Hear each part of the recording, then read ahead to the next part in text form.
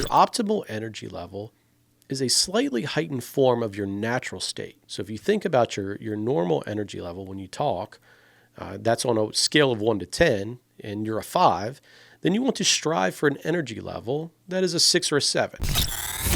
Introducing Recorded Content, a podcast for small, scrappy B2B marketing teams who want to get the most out of podcasting.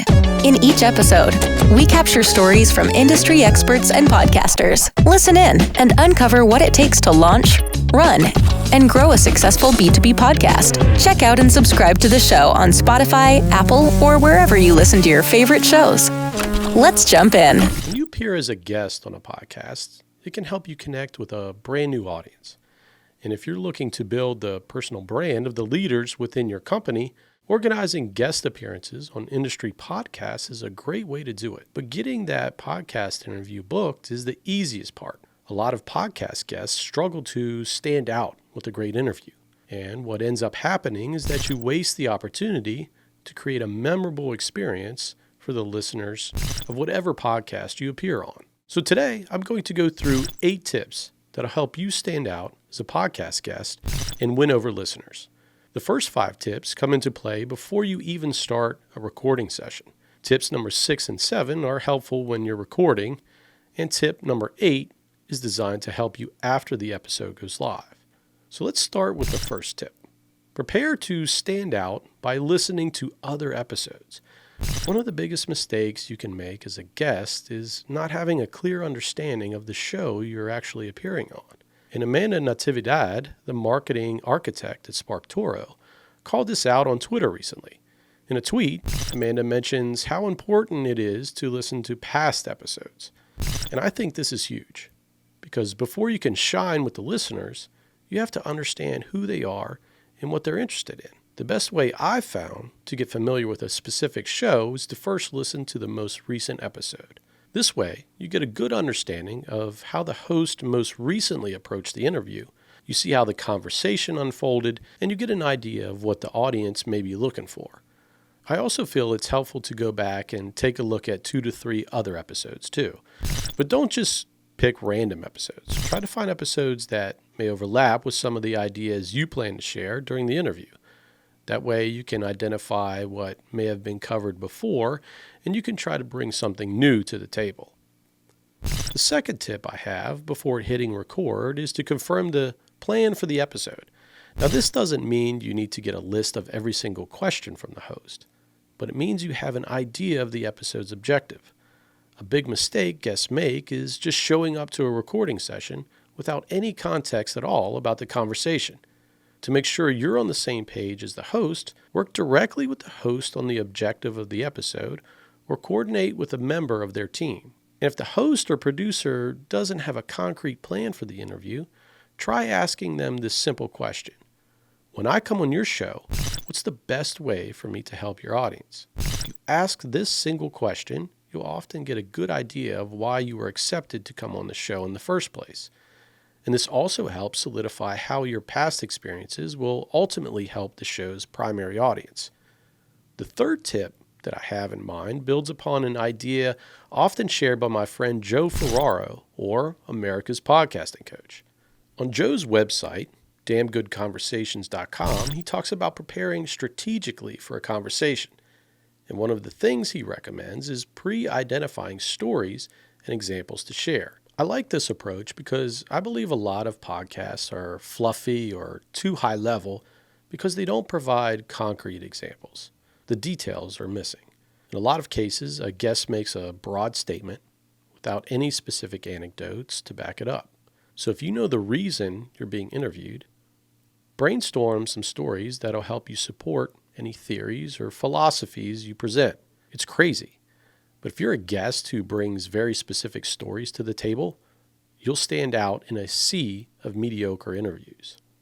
The fourth tip I have is around the background question. And I'm sure you know this question well. You know the scene. The host starts the recording and asks you to give the audience some information on your background.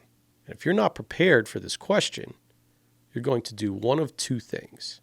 You're either going to answer the question in 15 seconds and sell yourself short, or you're going to ramble on for 10 minutes with a bunch of information the audience doesn't care about. And earlier, I mentioned the tips shared on Twitter by Amanda Natividad. One of the things Amanda suggests is actually rehearsing your answer to the background question.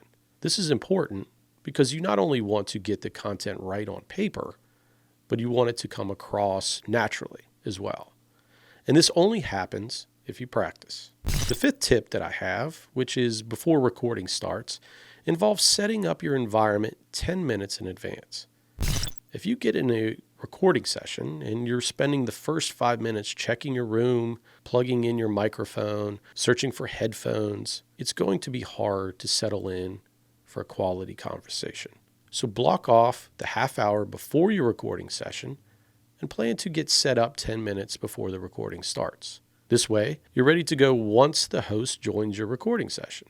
Now, the next two tips, number 6 and 7, are helpful when you're actually doing your recording session.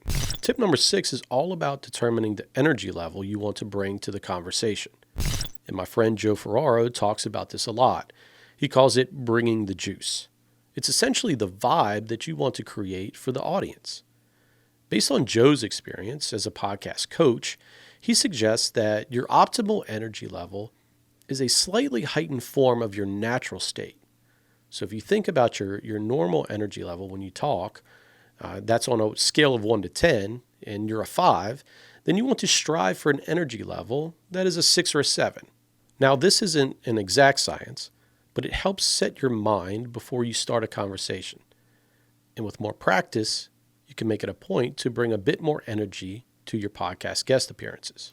Tip number 7 is all about knowing your primary call to action as a podcast guest. When an interview ends, the host often gives you an opportunity to reference a website or some other resource for the audience. And the last thing you want to do in this case is to provide a laundry list of things for the audience. Instead, identify one, and at the very most, 2 calls to action. Let the listeners know where to find you by referencing your LinkedIn profile or your Twitter handle, or simply provide your company's website. Less is always more with your call to action. And the very last tip, tip number 8, is to share and promote the episode when it goes live. When an episode is available to the public, it helps to share it from your own social accounts or other distribution channels that you might have, like Slack groups or even a company newsletter.